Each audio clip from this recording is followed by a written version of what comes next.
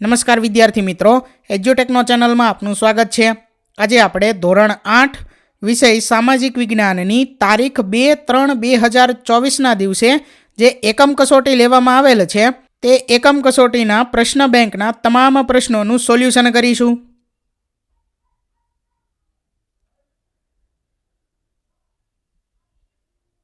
તો સૌથી પહેલા છે પ્રશ્ન નંબર 1, જેની સૂચના છે નીચે આપેલા દરેક પ્રશ્નના માટે આપેલા વિકલ્પોમાંથી સાચો વિકલ્પ શોધીને લખો।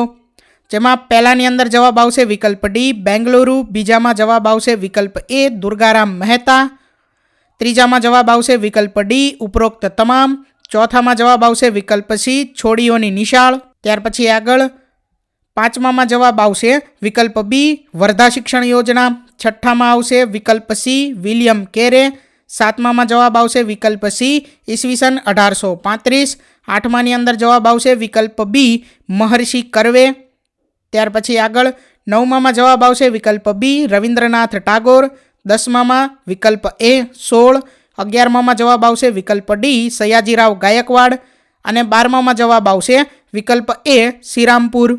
ત્યાર પછી આગળ જોઈએ 13મામાં જવાબ આવશે વિકલ્પ બી સ્વામી શ્રદ્ધાનંદ, 14મામાં વિકલ્પ એ હિન્દી, 15માં આવશે વિકલ્પ સી 19, 16માં આવશે વિકલ્પ બી 4.89%। ત્યાર પછી આગળ 17મામાં જવાબ આવશે વિકલ્પ સી રાજા રામમોહન રાય, 18મામાં જવાબ આવશે વિકલ્પ બી રાજા રામમોહન રાય, 19માં જવાબ આવશે વિકલ્પ સી સ્વામી વિવેકાનંદ અને 20માં જવાબ આવશે વિકલ્પ ડી સ્વામી વિવેકાનંદ। ત્યાર પછી આગળ પ્રશ્ન નંબર 2, જેની સૂચના છે નીચેની ખાલી જગ્યા પૂરો। તો એમાં પહેલી ખાલી જગ્યામાં જવાબ આવશે પ્રદર્શિત, બીજામાં જવાબ આવશે મહારાજા સયાજીરાવ ગાયકવાડ, ત્રીજી ખાલી જગ્યામાં જવાબ આવશે બિલ્વમંગળ, ચોથી ખાલી જગ્યામાં જવાબ આવશે રાજા રવિ વર્મા, પાંચમામાં આવશે કુમાર અને છઠ્ઠી ખાલી જગ્યામાં જવાબ આવશે કવિવર રવિન્દ્રનાથ ટાગોર। ત્યાર પછી આગળ સાતમી ખાલી જગ્યામાં જવાબ આવશે અવનીન્દ્રનાથ ટાગોરે, ત્યાર પછી આગળ આઠમી ખાલી જગ્યામાં જવાબ આવશે ભીમ બેટકાની, ત્યાર પછી આગળ નવમી ખાલી જગ્યાની અંદર જવાબ આવશે મહાકાવ્યો, ત્યાર પછી આગળ 10મી ખાલી જગ્યામાં જવાબ આવશે નરસિંહગઢ, 11મામાં આવશે ગુપ્તયુગ, 12મામાં આવશે દેવી સરસ્વતી, ત્યાર પછી આગળ 13મી ખાલી જગ્યામાં જવાબ આવશે KCS પાણીકર અને દેવી પ્રસાદ રોય ચૌધરી, ત્યાર પછી 14મી ખાલી જગ્યામાં જવાબ આવશે બૌદ્ધ, 15માની પહેલી ખાલી જગ્યામાં આવશે જાતક કથાઓ અને બીજી ખાલી જગ્યામાં આવશે બૌદ્ધિસત્વના, ત્યાર પછી આગળ 16મી ખાલી જગ્યામાં પહેલામાં આવશે લઘુચિત્રો અને બીજી ખાલી જગ્યામાં ભીતચિત્રો, 17મી ખાલી જગ્યાની અંદર રવિન્દ્રનાથ ટાગોર, 18માં જવાબ આવશે ગુજરાત, 19મી ખાલી જગ્યામાં ઓઇલ પેઇન્ટિંગ, સ્પ્રે પેઇન્ટિંગ અને કેનવાસ પેઇન્ટિંગ આવશે અને 20મી ખાલી જગ્યામાં જવાબ આવશે અભિવ્યક્તિ। ત્યાર પછી આગળ પ્રશ્ન નંબર 3, જેની સૂચના છે અ વિભાગની વિગતોને બ વિભાગની વિગતો સાથે બંધ બેસતા જોડકા જોડો। એટલે અહીં આપણે જોડકા જોડવાના છે। તો અહીં અમાં પહેલું છે ઓસાકા, તો એની સામે આવશે સી જાપાનનું મહત્વપૂર્ણ કાપડ ઉત્પાદનનું કેન્દ્ર, બીજું છે અમદાવાદ, તો એની સામે આવશે બી ભારતનું માન્ચેસ્ટર, ત્રીજું છે બેંગલુરુ, તો એની સામે આવશે ડી માહિતી તકનીકી ઉદ્યોગનું મહત્વનું કેન્દ્ર, ચોથું છે જમશેદપુર, તો એની સામે આવશે એ ભારતનું લોખંડ પોલાદ ઉદ્યોગનું મહત્વનું કેન્દ્ર, ત્યાર પછી પાંચમું છે પિટ્સબર્ગ, તો એની સામે આવશે ઈ સંયુક્ત રાજ્ય અમેરિકાનું લોખંડ પોલાદનું કેન્દ્ર, ત્યાર પછી આગળ એની અંદર છે પહેલું સમુદ્ર આધારિત ઉદ્યોગ, તો એમાં આવશે સી મત્સ્ય ઉદ્યોગ, બીજું છે પશુ આધારિત ઉદ્યોગ, તો એમાં આવશે ડી ચર્મ ઉદ્યોગ, ત્રીજું ખનિજ આધારિત ઉદ્યોગ, તો એ સિમેન્ટ ઉદ્યોગ, ચોથું કૃષિ આધારિત ઉદ્યોગ, તો એની સામે આવશે બી શણ ઉદ્યોગ, પાંચમું છે વન આધારિત ઉદ્યોગ, તો એની સામે આવશે ઈ મકાન નિર્માણ ઉદ્યોગ, ત્યાર પછી આગળ ની અંદર પહેલું છે ઢાકા, તો એની સામે આવશે ઈ મલમલનું કાપડ, ત્યાર પછી બીજું છે મછલીપટ્ટનમ, તો એની સામે આવશે બી છીટનું કાપડ, ત્રીજું છે કાલિકટ, તો એની સામે આવશે સી સુતરાઉ કાપડ, ચોથું છે સુરત, તો એની સામે આવશે એ સોનેરી જરીના કામવાળું સુતરાઉ કાપડ, ત્યાર પછી પાંચમું છે ભારત, તો એની સામે આવશે ડી ઉત્તમ ગુણવત્તાયુક્ત કાપડ, ત્યાર પછી આગળ એમાં પહેલું છે ગૃહ ઉદ્યોગ, તો એની સામે આવે બી ખાખરા અગરબત્તી અને વાંસકામ, બીજું છે ટચુકડા ઉદ્યોગ, તો એની સામે આવે ધાતુ ચામડું માટી, ત્રીજું છે નાના કદના ઉદ્યોગ, તો એની સામે આવશે ડી વાહનોનું સમારકામ, ચોથું છે મોટા કદના ઉદ્યોગ, તો એની સામે આવે સી રેલવેના સાધનો. અને પાંચમું છે મધ્યમ કદના ઉદ્યોગ, તો એની સામે આવે ઈ યંત્રો, રંગ રસાયણ અને ઇલેક્ટ્રોનિક સાધનો. ત્યાર પછી આગળ પ્રશ્ન 4, નીચેના કોષ્ટકના આધારે પ્રશ્નોના જવાબ આપો. એટલે આપણે અહીં આ કોષ્ટકનું મૂલ્યાંકન કરવાનું છે અને એના આધારે પ્રશ્નોના જવાબ આપવાના છે. તો વિભાગ 1 એની અંદર પહેલો પ્રશ્ન છે સૌથી વધુ સાક્ષરતા દર કયા રાજ્યનો છે? તો એમાં જવાબ આવશે કેરળ. ત્યાર પછી બીજો પ્રશ્ન ચંડીગઢની વસ્તી ગીચતા કેટલી છે? તો એમાં જવાબ આવશે 9258. ત્યાર પછી ત્રીજો પ્રશ્ન ગુજરાતનું સ્ત્રી પુરુષનું પ્રમાણ કેટલું છે? તો એમાં જવાબ છે 919. ત્યાર પછી આગળ સવાલ નંબર 4, દિલ્હી કરતાં ગુજરાતની વસ્તી ગીચતા કેટલી ઓછી છે? તો એમાં જવાબ આવે 11,012. ત્યાર પછી પાંચમું વસ્તી ગીચતાને સામાન્ય રીતે દર ખાલી જગ્યામાં રજૂ કરી શકાય છે?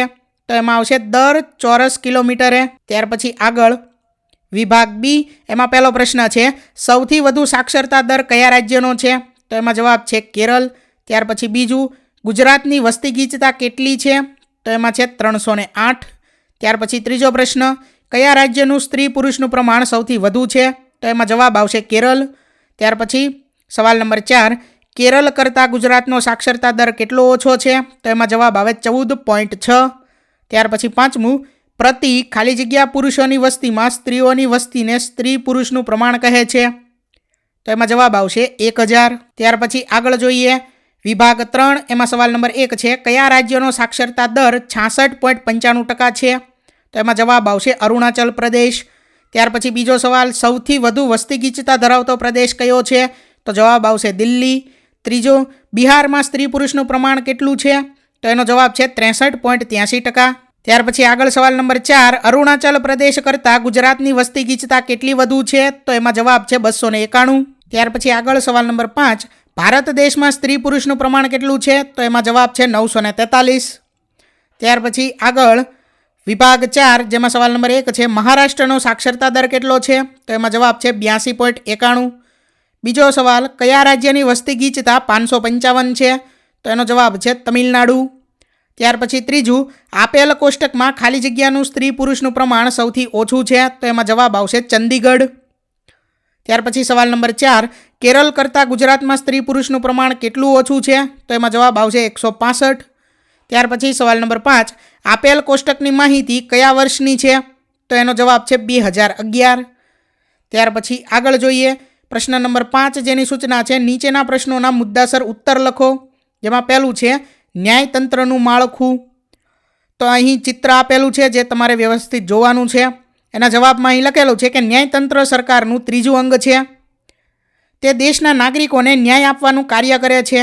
આ માટે દેશમાં તાલુકા અદાલતો, જિલ્લા અદાલતો, વડી અદાલતો અને સર્વોચ્ચ અદાલતની સ્થાપના કરવામાં આવી છે.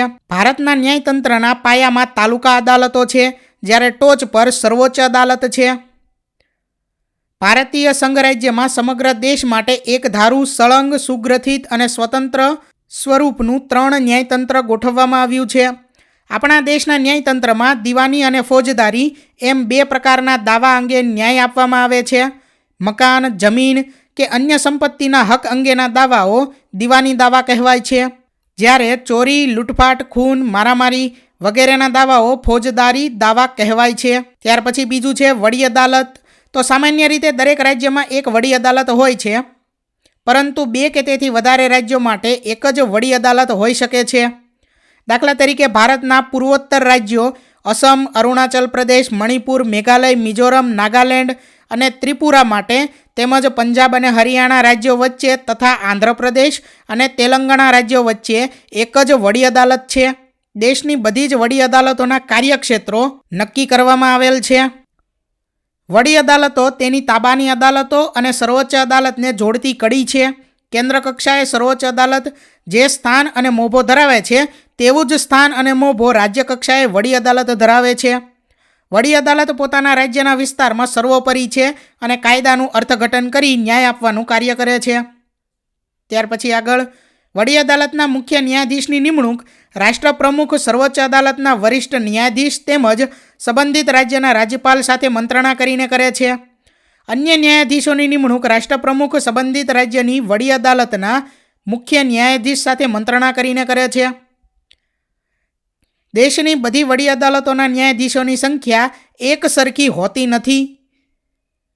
વડી અદાલતના ન્યાયાધીશ તરીકે નિમાયેલ વ્યક્તિ પોતાનો હોદ્દો ધારણ કરે તે પહેલાં રાજ્યપાલ અથવા તેમણે આ સંબંધમાં નિમેલ વ્યક્તિ સમક્ષ હોદ્દાને વફાદાર રહેવાના અને ગુપ્તતાના શપથ કે પ્રતિજ્ઞા લઈ તેના પર તેણે સહી કરવી પડે છે. વડી અદાલતોનો વ્યવહાર અંગ્રેજી ભાષામાં ચાલે છે. વડી અદાલતમાં આરોપી અને ફરિયાદીને હાજર રહેવાની જરૂર હોતી નથી. બંને પક્ષના વકીલો જ દલીલો કરે છે. જરૂરી જણાય ત્યારે જ આરોપી કે ફરિયાદીને ખાસ હાજર રાખવામાં આવે છે. વડી અદાલતના ચુકાદા વિરુદ્ધ સર્વોચ્ચ અદાલતમાં અપીલ કરી શકાય છે. ગુજરાત રાજ્યની વડી અદાલત અમદાવાદમાં ગાંધીનગર સરખેજ હાઈવે પર આવેલી છે. ત્યાર પછી આગળ ત્રીજું છે સર્વોચ્ચ અદાલત. તો આપણા દેશની સર્વોચ્ચ અદાલત દિલ્હીમાં છે. દેશની બધી જ અદાલતોમાં સર્વોચ્ચ અદાલતનું સ્થાન સૌથી ઊંચું છે. ભારતમાં સર્વોચ્ચ અદાલતની સ્થાપના 28 જાન્યુઆરી 1950ના રોજ થઈ હતી. ભારતના રાષ્ટ્રપ્રમુખ પ્રધાનમંત્રીની સલાહથી સર્વોચ્ચ અદાલતના વરિષ્ઠ ન્યાયમૂર્તિ અને અન્ય ન્યાયમૂર્તિની નિમણૂક તેમની નોકરીના સમયગાળાના આધારે કરે છે. સર્વોચ્ચ અદાલતના વરિષ્ઠ ન્યાયમૂર્તિની નિમણૂક સામાન્ય રીતે પરિપક્વતાના ધોરણે કરવામાં આવે છે. સર્વોચ્ચ અદાલતના દરેક ન્યાયમૂર્તિ પોતાનો હોદ્દો સ્વીકારે તે પહેલાં રાષ્ટ્રપ્રમુખ સમક્ષ બંધારણ પ્રત્યે વફાદાર રહેવાના અને હોદ્દાની ગુપ્તતાના સોગંદ લેવા પડે છે. રાષ્ટ્રપ્રમુખ દ્વારા સર્વોચ્ચ અદાલતના ન્યાયાધીશોને માત્ર સાબિત થયેલી ગેરવર્તણૂક, બિનકાર્યક્ષમતા કે બંધારણીય મર્યાદાઓને આધારે મહાભિયોગની કાર્યવાહીથી દૂર કરી શકાય છે. સંસદના બંને ગૃહોમાં તેના કુલ તેમજ હાજર રહેલા અને મતદાન કરતા સભ્યોની 23 બહુમતીથી પસાર કરેલા ઠરાવના આધારે જ સર્વોચ્ચ અદાલતના ન્યાયાધીશને તેમના હોદ્દા પરથી દૂર કરી શકાય છે. સર્વોચ્ચ અદાલતનો વ્યવહાર અંગ્રેજી ભાષામાં ચાલે છે. આ અદાલતમાં કોર્ટ કાર્યવાહી દરમિયાન બંને પક્ષના વકીલો જ દલીલો કરે છે. જરૂર જણાય તો જ ફરિયાદી કે આરોપીને કોર્ટમાં હાજર રાખવામાં આવે છે. બંને પક્ષોના વકીલોની દલીલો સાંભળ્યા પછી સર્વોચ્ચ અદાલત ચુકાદો આપે છે. એ ચુકાદા પર ન્યાય મેળવવા માટે અરજી થઈ શકતી નથી. સર્વોચ્ચ અદાલતના ચુકાદાઓ ભારતની તમામ અદાલતોએ માન્ય રાખવો પડે છે. ત્યાર પછી આગળ ચોથું છે લોક અદાલત. તો અદાલતમાં રોજ જેટલા કેસ દાખલ થાય છે તેની સામે રોજ નિકાલ થતા કેસોની સંખ્યા ઓછી હોય છે, જેના કારણે અદાલતમાં કેસોનો ભરાવો દિન પ્રતિદિન વધતો જાય છે. આ કેસોના ભારણ ઘટાડવા માટે લોક અદાલતનું આયોજન કાયદા વિભાગ દ્વારા કરવામાં આવે છે. ગુજરાત કાનૂની સેવા સત્તામંડળ, ગુજરાત હાઈકોર્ટ, અમદાવાદ દ્વારા ગુજરાત રાજ્યના કેટલાક જિલ્લામાં કાયમી અદાલતોની સ્થાપના કરવામાં આવેલ છે. આ કાયમી અદાલતમાં કેસ દાખલ કરવા માટે અથવા કોઈ કાર્યવાહી કરવા માટે કોર્ટ ફી ભરવાની રહેતી નથી. આનો ઉદ્દેશ્ય શું છે? તો ન્યાયતંત્રને ઝડપી અને બિનખર્ચાળ બનાવવા લોક અદાલતો કાર્યરત છે. આ લોક અદાલતનો મુખ્ય ઉદ્દેશ કોર્ટમાં કેસ લડી રહેલા બે પક્ષો વચ્ચે ન્યાયનો વિલંબ નિવારી સુખદ સમાધાન લાવવાનો છે. લોક અદાલતના ફાયદાઓ શું છે? તો એમાં પહેલું છે કે લોક અદાલતના માધ્યમથી અનેક કેસોના ઝડપી અને સુખદ સમાધાન આવ્યા છે. નાગરિક અને કોર્ટના સમય અને નાણાં બચે છે. લોકોને કાયદાકીય આંટીઘૂંટીમાંથી બચાવી શકાય છે. ત્યાર પછી આગળ પાંચમું છે ન્યાયિક ચુકાદા અને ભારતીય વ્યવસ્થા.